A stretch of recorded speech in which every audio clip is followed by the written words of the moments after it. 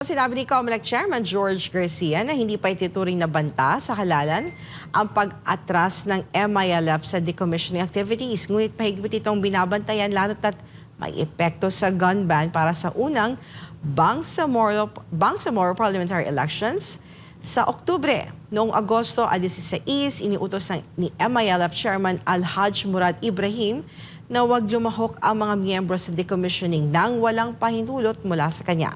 Samantala, magsasanay ang COMELEC na mahigit 1,000 miyembro na Philippine Coast Guard bilang electoral board members upang ma-focus ang PNP sa peacekeeping. Ayon kay Peace Advisor Carlito Galvez, internal issue ito ng MILF at nanatiling buong commitment ng gobyerno sa Comprehensive Agreement on the Bangsamoro. Pansamantalang isususpindi ang ilang decommission activities habang tinitingnan kung alin ang maaaring pagpatuloy ng hindi lumalabag sa election ban.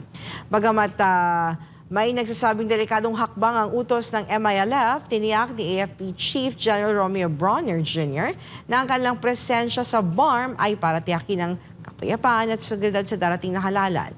Sa tingin mo ba, Atty. sa makakapekto ang sa seguridad at kapayapaan ng darating na Bangsamoro parliamentary election ang desisyon ng MILF na umatras mula sa decommissioning activities? At ang tanong dyan, what went wrong, Atty. Sa, para umatras ang MILF?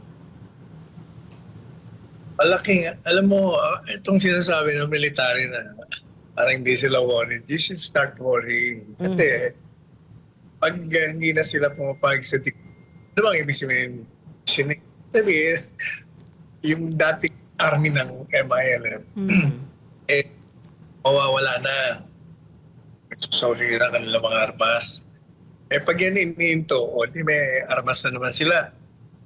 Di pwede na naman silang lumaban sa gobyerno. Ibig sabihin, diskontento sila dyan sa pamamalakad ng pamahalaan. Dito sa national o dyan sa BARM. May problema sila. Yan ang dapat nilang siyasatin kung bakit, Natatandaan mo, yan si Chairman Ibrahim, siyang dating chairman ng Prime Minister ng BARM, di ba?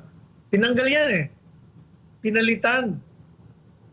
That's one of the reasons why na nagkakaroon ng gulo dyan. Buti nga, nagugulat nga ako na hanggang ngayon wala pong barilan dyan.